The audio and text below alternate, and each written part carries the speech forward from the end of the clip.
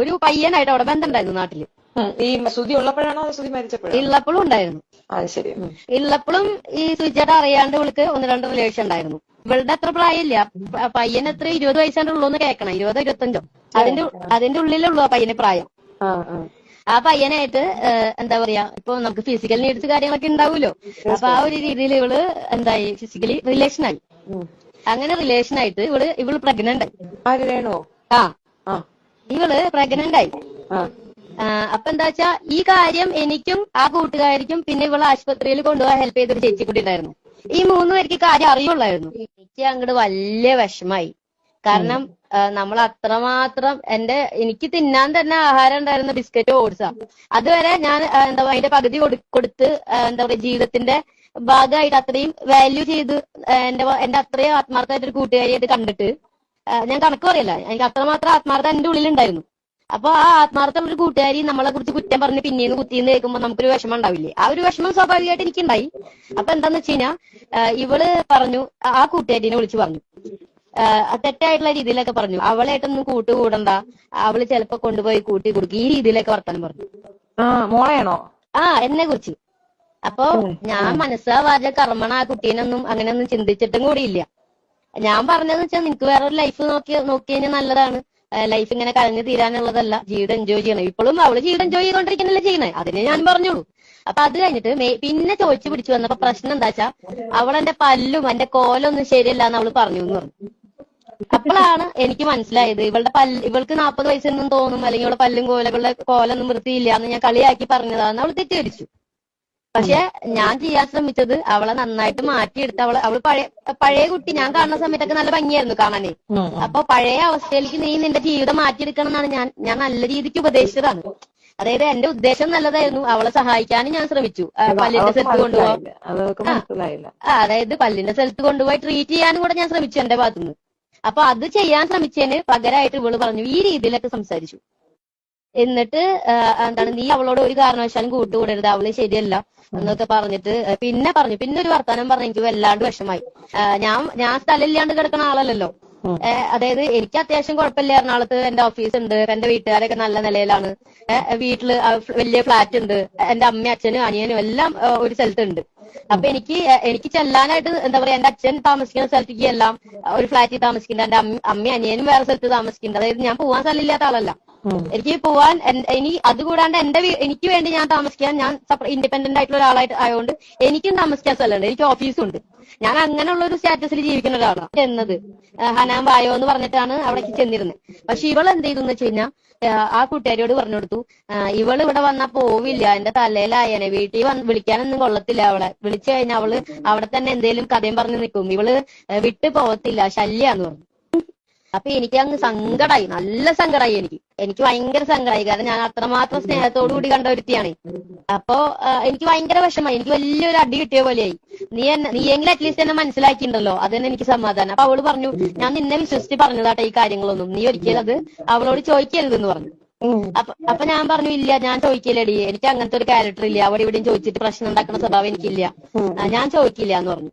എന്നിട്ട് അവളോട് ഞാൻ ചോദിക്കാനും പോയില്ല. അപ്പൊ ഒരു ദിവസം ഇവൾ എന്റെ കൂടെ അമ്പലത്തിൽ പോകും ഞങ്ങളെ. അപ്പൊ ഈ കൂട്ടുകാരി എന്റെ കൂടെ അമ്പലത്തിൽ വന്ന സമയത്ത്, അതായത് ഇവള് വഴി പരിചയപ്പെട്ട കൂട്ടുകാരി, അവൾ അമ്പലത്തിൽ വന്ന സമയത്ത് ഇവളെ വീഡിയോ കോൾ വിളിച്ചു, ജസ്റ്റ് ഞങ്ങൾ ഒരുമിച്ചുണ്ടെന്ന് പറഞ്ഞിട്ട് അവള്. അപ്പൊ ഇവള് കലിപ്പായിട്ട് എന്തിനാടി നീ അവളുടെ കൂടെ പോയെന്നൊക്കെ ചോദിച്ചു. അപ്പൊ ഞാൻ ചോദിച്ചു, നിനക്ക് എന്താടി ഇവൾ എന്റെ കൂടെ വന്ന് നിനക്ക് എന്താ കുഴപ്പമെന്ന് വെറുതെ ചോദിച്ചു, വേറൊന്നും പറഞ്ഞില്ല. അപ്പൊ അങ്ങനെ അവിടെ അവസാനിച്ചു. അപ്പൊ അങ്ങനെ അത് കഴിഞ്ഞിട്ട് പിന്നെ ഇവളെന്നെ സ്ഥിരം വിളിക്കാറുണ്ട്. അപ്പൊ ആ വിളിച്ചിരുന്ന സമയത്താണ് ഇവള് പറഞ്ഞേ, മറ്റേ സൂചിച്ചേട്ടൻ മരിച്ച് 1 മാസത്തിന്റെ ഒരു ഗ്യാപ്പില് അപ്പൊ ഇവൾക്ക് അവിടെ ഒരു ചെറിയൊരു പയ്യനായിട്ട്, ഞാൻ വളരെ പേഴ്സണൽ ആയിട്ട് പറയുന്ന കേട്ടാ ചോദിച്ചപ്പോ, എനിക്കൊന്നും ഇടപെടാൻ താല്പര്യമില്ലെന്ന് പറയാം. അപ്പുറത്ത് നമ്മൾ അറിഞ്ഞ കാര്യങ്ങളായിരിക്കും. അതായത് ഈ കാര്യം ഇത് ഇപ്പോ വേറെ ആൾക്കാർ കുറെ പേര് എന്നെ വിളിച്ച് ചോദിച്ചിട്ടുണ്ടായിരുന്നു സത്യമാണോന്ന്. ഇപ്പൊ ഞാൻ മാത്രം പറഞ്ഞിട്ടില്ല, വേറെ ആൾക്കാര് എന്നോട് വിളിച്ച് ചോദിച്ചിട്ടുണ്ടായിരുന്നു ഈ ഒരു കാര്യം ഇങ്ങനെ അറിഞ്ഞു എന്ന് പറഞ്ഞിട്ട്. അപ്പൊ എന്താ വെച്ചാ, ഇവള് ഇപ്പൊ നമ്മളെന്ന് വെച്ച് കഴിഞ്ഞാൽ ആ കുട്ടി ജീവിക്കാൻ വേണ്ടി കഷ്ടപ്പെടുന്നു, അതിനൊക്കെ നമ്മൾ സപ്പോർട്ട് ചെയ്യും. പക്ഷെ ഒരു ജെന്യുവിനിറ്റി ഉണ്ടെങ്കിൽ മാത്രമല്ലേ നമുക്ക് സപ്പോർട്ട് ചെയ്യാൻ പറ്റുള്ളൂ. അത് തന്നെയാണ് കാര്യം. ജെന്യുവിനിറ്റി ഇല്ലാതെ നമ്മൾ സപ്പോർട്ട് ചെയ്തിട്ട് കഥയില്ല. ഇപ്പൊ കേരളം മൊത്തം സപ്പോർട്ട് കിട്ടിയ ഒരാളാ ഞാൻ. അപ്പൊ എനിക്ക് എവിടെ ഇപ്പോഴും ഞാനിപ്പോ പറഞ്ഞ കാര്യങ്ങള് പിന്നെ മാറ്റി പറയാറില്ല. എപ്പോ പറഞ്ഞാലും അത് അതുപോലെ തന്നെ പറയാറ്. ഒരു മാറ്റം ഉണ്ടാവാറില്ല. കാരണം എന്താ വെച്ചാൽ സത്യസന്ധമായിട്ടുള്ള കാര്യങ്ങളെ ഞാൻ പറയുന്നുള്ളൂ, ഉണ്ടായ കാര്യങ്ങൾ മാത്രമേ പറയാറുള്ളൂ. പക്ഷെ ഇവളൊരു കാര്യം ഒരു സ്ഥലത്ത് പറഞ്ഞു കഴിഞ്ഞാൽ വേറൊരു സ്ഥലത്ത് വേറെ കാര്യവും പറയാം. ഇപ്പൊ എയർ ഇന്ത്യയിലൊക്കെ വർക്ക് ചെയ്യാന്ന് പറഞ്ഞ കാര്യമില്ലേ, ഇവളാകപ്പാട് എയർടെല്ലാണ്. ഐഡിയ ആയിരുന്നു ഇവളുടെ. ഞാൻ എയർടെലും അവൾ ഐഡിയയും തൊട്ട് ഒരേ ഓഫീസ് തന്നെ 2 ക്യാബിനായിട്ട്. അപ്പൊ അവിടെയാണ് അവള് വർക്ക് ചെയ്തിട്ടുള്ളൂ, വേറെ എവിടെ അവള് ജോലി ചെയ്തിട്ടില്ല. പക്ഷെ അവള് പറയുന്നു ബാംഗ്ലൂർ എയർപോർട്ട്, ആ എയർപോർട്ട് ഈ എയർപോർട്ട് എന്നൊക്കെ പറയുന്നു. പക്ഷെ അത് കള്ളത്തരാണ് പറയുന്നത്. അപ്പൊ അതുപോലെ അതൊക്കെ എന്തായാലും ആവട്ടെ, ഇപ്പൊ കുറച്ച് സ്വയം പൊക്കി പറയാ അല്ലെങ്കിൽ കുറച്ച് പരദൂഷണം പറയാ, ഇത് പെൺപിള്ളേരുടെ ഇടയിൽ സ്വാഭാവികമായിട്ടുള്ള കാര്യങ്ങളാണ്. അതിനൊക്കെ നമുക്ക് ലൈറ്റ് ആയിട്ട് എടുക്കാവുന്നതാണ്. പക്ഷെ ഇവള് ചെയ്ത ഒരു ഗുരുതരമായിട്ടുള്ള ഒരു കാര്യം എന്താന്ന് വെച്ച് കഴിഞ്ഞാൽ, ഇവള് മറ്റേ എന്താ പറയാ ഒരു പയ്യനായിട്ട് അവിടെ ബന്ധം ഉണ്ടായിരുന്നു നാട്ടില്. ഈ സുധി ഉള്ളപ്പോഴാണോ സുധി മരിച്ചപ്പോഴാണോ? ഉള്ളപ്പോഴും ഉണ്ടായിരുന്നു. ശരി. ഉള്ളപ്പോഴും ഈ സുചേട്ട അറിയാണ്ട് ഇവൾക്ക് 1-2 റിലേഷൻ ഉണ്ടായിരുന്നു. അത് ഇവള് സംസാരിച്ചപ്പോ തന്നെ ഇവളുടെ വായിന്ന് വന്ന കാര്യങ്ങളാണ്. ഇപ്പൊ നമ്മൾ ഒരാളെ സ്വഭാവം എന്താണെന്ന് അറിയാൻ വേണ്ടി ഒന്ന് ഇളക്കില്ലേ, ഒന്ന് ഇട്ട് നോക്കില്ലേ. അപ്പൊ ആ ഒരു രീതിയിൽ എന്റെ ഭാഗത്തു നിന്ന് ചില സംഭാഷണങ്ങൾ ഉണ്ടായിരുന്നു. എന്താണ് സുചേട്ടുള്ളപ്പോൾ നിനക്ക് എന്തെങ്കിലും ഉണ്ടായിരുന്നു, ആ രീതിയിലേക്ക് വെറുതെ ചോദിക്കില്ലേ, നമ്മള് ഫ്രണ്ട്സ് തമ്മിൽ ചോദിക്കില്ലേ അങ്ങനെ. ഭയങ്കര മെച്ചൂർഡാണല്ലോ നാള്. ഞാനപ്പോ വെറുതെ നിനക്ക് അങ്ങനെ വല്ലതും ഉണ്ടായിരുന്നോ എന്ന് ചോദിക്കാം നൈസായിട്ട്. അതായത് സ്വഭാവം അറിയാൻ വേണ്ടി വെറുതെ ഒന്ന് ഇട്ട് നോക്കിയതാ. എന്നിട്ട് ഞാൻ പറഞ്ഞു, എന്താണ് അറിയാ ഇനിയിപ്പോ നിന്റെ കാര്യങ്ങളൊക്കെ എങ്ങനെ, ഇനിയിപ്പോ നീ വേറെ ബന്ധത്തിലേക്കെല്ലാം പോവില്ലേ, അങ്ങനെയൊക്കെ വെറുതെ ചോദിക്കില്ലേ, കൂട്ടുകാരെ നമ്മൾ ചോദിക്കില്ലേ, വളരെ ഫ്രാങ്ക് ആയിട്ട് നമ്മൾ ചോദിക്കില്ലേ, അതുപോലെ. അപ്പൊ ഞാൻ ആ ചോദിച്ചപ്പോ ആ കൂട്ടത്തിൽ എന്താണ് റിയൽ ക്യാരക്ടർ എന്ന് അറിയാവുന്ന ഒരു ക്യൂരിയോസിറ്റി കൂടെ എനിക്ക് ഉണ്ടായിരുന്നു ആ സമയത്ത്. അത് ഞാൻ ഇല്ലാന്ന് പറയുന്നില്ല. അപ്പോ ആ സമയത്ത് എനിക്ക് സൂചിച്ചിട്ടുണ്ടായിരുന്നപ്പോ തന്നെ ചില ഇതൊക്കെ ഉണ്ടായിരുന്നു. അതിപ്പോ ചേട്ടൻ പ്രോഗ്രാമിന് പോകാൻ പറയൊന്നുമില്ലല്ലോ എന്നുള്ള രീതിയിലൊരു ടോക്ക് വന്നു. അത് കഴിഞ്ഞിട്ട് ആ ടോക്ക് വന്നിട്ട് അപ്പൊ തന്നെ അത് വിഴുങ്ങുകയും ചെയ്തു. പിന്നെ ഞാൻ അങ്ങനെ ഒന്നും പോയിരുന്നില്ല. പിന്നെ അതൊന്നും ശരിയല്ലല്ലോ എന്ന് പറഞ്ഞിട്ട് അപ്പൊ തന്നെ അവള് മാറ്റി. വായന വന്ന സാധനം അപ്പൊ തന്നെ അവള് മാറ്റി. അബദ്ധത്തിൽ ചാടി പോയതാ. അബദ്ധത്തിൽ ചാടിയതാ. അപ്പൊ അങ്ങനെ ഇരിക്കുമ്പോ ഈ കൂട്ടുകാരി ഉണ്ടല്ലോ, ഇവൾക്കാണ് മുഴുവൻ കാര്യങ്ങൾ അറിയാവുന്ന ഒരാള്. അപ്പൊ ഇവള് വന്ന് പറഞ്ഞു, ഇവളെന്റെ അടുത്ത് വിളിച്ചിട്ട് പറഞ്ഞു, അവിടെ ഇവളുടെ അത്ര പ്രായമില്ല, പയ്യന് എത്ര 20 വയസ്സാണ്ടുള്ളൂ എന്ന് കേൾക്കണം, 20-25 അതിന്റെ ഉള്ളിലുള്ളൂ ആ പയ്യന് പ്രായം. ആ പയ്യനായിട്ട് എന്താ പറയാ, ഇപ്പൊ നമുക്ക് ഫിസിക്കൽ നീഡ്സ് കാര്യങ്ങളൊക്കെ ഉണ്ടാവുമല്ലോ. അപ്പൊ ആ ഒരു രീതിയിൽ ഇവള് എന്തായി, ഫിസിക്കലി റിലേഷനായി. അങ്ങനെ റിലേഷനായിട്ട് ഇവള് പ്രഗ്നന്റ് ആയി. ഇവള് പ്രഗ്നന്റ് ആയി. അപ്പൊ എന്താ വെച്ചാ ഈ കാര്യം എനിക്കും ആ കൂട്ടുകാരിക്കും പിന്നെ ഇവള് ആശുപത്രിയിൽ കൊണ്ടുപോകാൻ ഹെൽപ്പ് ചെയ്തൊരു ചേച്ചിക്കുട്ടി ഉണ്ടായിരുന്നു. ഈ 3 പേർക്ക് കാര്യം അറിയുള്ളായിരുന്നു. പക്ഷെ വേറെ ആരൊക്കെയോ എങ്ങനെയൊക്കെ അറിഞ്ഞിരിക്കുന്നു. ഏതൊക്കെയോ മീഡിയയിൽ വർക്ക് ചെയ്യുന്ന ചില ആൾക്കാരൊക്കെ എങ്ങനെയൊക്കെയോ ഈ കാര്യം ഹോസ്പിറ്റൽ വഴിയോ എങ്ങനെയാണെന്ന് എനിക്ക് അറിയില്ല കേട്ടോ. പക്ഷെ ആരൊക്കെയോ കാര്യം അറിഞ്ഞിട്ടുണ്ട്. മരിച്ച ശേഷമല്ലേ, സുധി മരിച്ച ശേഷമല്ലേ? മരിച്ച ശേഷം 1 മാസത്തിന് ശേഷം അങ്ങനെയാണ് ഈ പറയണ ഈ ഒരു കേസ് ഉണ്ടായത്. അപ്പോ സുചേട്ടന്റെ കുട്ടി അല്ലാത്ത കാരണം തന്നെ ഇവള് ആ സമയത്ത് പ്രഗ്നൻസി ആയിട്ട് നടന്നു കഴിഞ്ഞാൽ ഇവൾക്ക് അത് വലിയ ഇഷ്യൂസ് ആവും. അപ്പൊ ഇവള് എന്ത് ചെയ്തു, ഇവള് കൊണ്ടുപോയിട്ട് ഈ ചേച്ചിനെയും വിളിച്ചു, ഞാൻ ഈ പറഞ്ഞ കൂട്ടുകാരിനെയും വിളിച്ച് അവള് പോയിട്ട് ചങ്ങനാശ്ശേരിയിലുള്ള NS എന്നൊരു ആശുപത്രി ഇല്ലേ, NSSO അങ്ങനെ എന്തൊരു ആശുപത്രി, അവിടെ പോയിട്ട് ഇവള് ഇതിന് ഗർഭം അലസിപ്പിക്കാനുള്ള മരുന്ന് മേടിച്ച് കഴിച്ചു.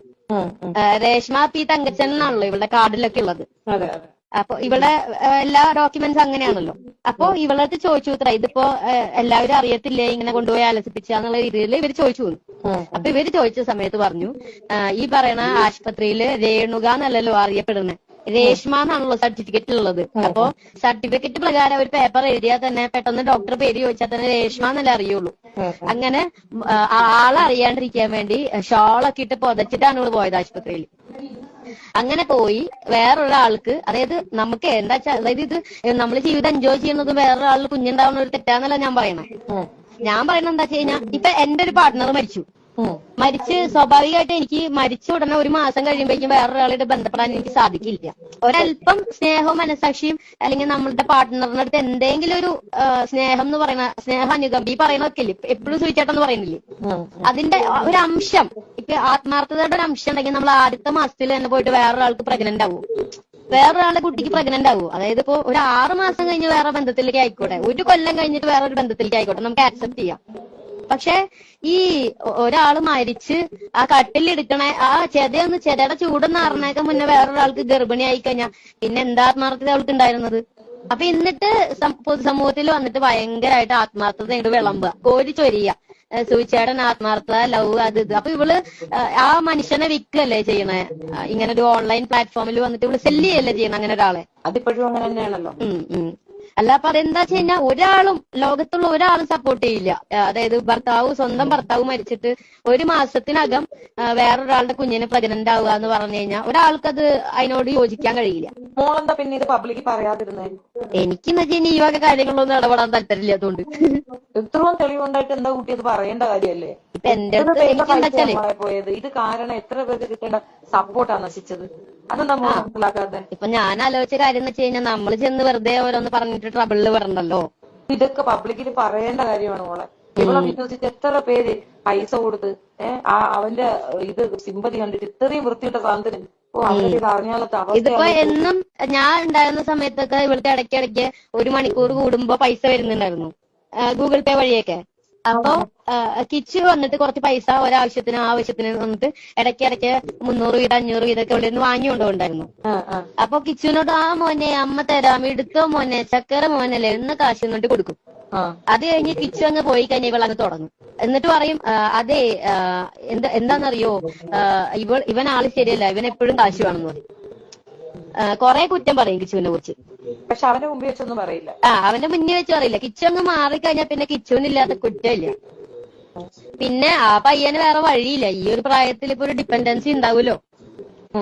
ഈ ഒരു പ്രായമാകുമ്പോ പിള്ളേർക്ക് എന്തായാലും ഒരു ഡിപ്പെൻഡൻസി ഉണ്ടാവും. അത് കാരണം നിവൃത്തികേട് കൊണ്ട് അവൻ അഡ്ജസ്റ്റ് ചെയ്ത് പോകും, അത്രേ ഉള്ളൂ. നീ കള്ളൊക്കെ കുടിച്ചവൻ വീണത് അത് ശരിയായ നടപടിയല്ലേ? അതൊക്കെ സൂക്ഷിക്കണ്ടായിരുന്നു. കള്ളു കുടിച്ച് ഇങ്ങനെ ഒരു പ്രശ്നം ഉണ്ടായില്ല കുട്ടിക്ക്, അതൊക്കെ ശ്രദ്ധിക്കണമായിരുന്നു. കള്ളു കുടിച്ചോ കുട്ടി? അവൻ കള്ളു കുടിച്ച് വണ്ടി ഓടിച്ചു. പോലീസ് എങ്ങനെ കുടിക്കാണ്ടിരിക്കും?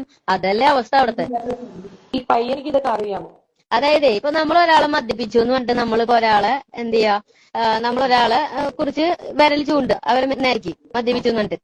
പക്ഷെ ഒരാൾ മദ്യപിക്കാന്ന് പറഞ്ഞാണ്ടല്ലോ ഇങ്ങനെ, അത് ഈ പ്രായത്തിലുള്ള ഒരു കുട്ടി അത്രമാത്രം എന്തെങ്കിലും മാനസികമായിട്ടുള്ള വിഷമം സമ്മർദ്ദം ഉണ്ടാവാണ്ട് അങ്ങനെ ഒരു പ്രായത്തിലൊരു കുട്ടി അങ്ങനെ ചെയ്യുന്നത് തോന്നുന്നുണ്ടോ? അതിന്റെ അച്ഛനെ നഷ്ടപ്പെട്ടു, അത് അനാഥായി, എല്ലാം കൊണ്ട് അതിന് ടെൻഷൻ കയറി താങ്ങാൻ പറ്റാണ്ടായപ്പോ ചിലപ്പോ തെറ്റായിട്ടുള്ള വഴിക്ക് സഞ്ചരിച്ചതും ആവാം. അപ്പൊ അങ്ങനെയൊക്കെ. മുൻ ഭർത്താവ് മോക്ക് അറിയാമായിരുന്നു? ജോലി ചെയ്യുന്ന സമയത്ത് അയാളുമായിട്ട് ഇടപാടുണ്ടോ? ജോലി ചെയ്യുന്ന സമയത്തൊന്നും ഇവളൊക്കെ ഞങ്ങളുടെ മുന്നിൽ ഭയങ്കര ക്ലീൻ ആയിരുന്നു, ക്ലീൻ ഇമേജ് ആയിരുന്നു. അതായത് ഇവൾക്ക് ഇങ്ങനെ റിലേഷൻ ഉള്ളതായിട്ടോ ഒന്നുമില്ലായിരുന്നു. നമ്മള് കാണുമ്പോ നല്ല ഫെയർ ആയിട്ട് എല്ലാവരോടും നല്ല സ്നേഹത്തിൽ പെരുമാറുന്ന ഒരു കുട്ടി. അപ്പൊ അത് കാരണം നമുക്ക് ഭയങ്കര ഇഷ്ടമായിരുന്നു ഇവളെ. പക്ഷെ ഇവള് ഇങ്ങനെയൊക്കെയാണ് അവളുടെ റിയൽ ക്യാരക്ടർ, ഇനി ഭാവിയിൽ ഇങ്ങനെയൊക്കെ കാട്ടിക്കൂട്ടാൻ പോണെന്ന് നമ്മൾ അങ്ങനെ ചിന്തിച്ചിട്ടല്ലല്ലോ നമ്മള് ഫ്രണ്ട്ഷിപ്പ് കൊടുക്കുന്നത്. ഇപ്പൊ എന്താ വെച്ചാൽ ഇവള് ഫ്രണ്ടാന്ന് പറയാൻ എനിക്ക് നാണക്കേടാ സത്യത്തിൽ പറഞ്ഞു.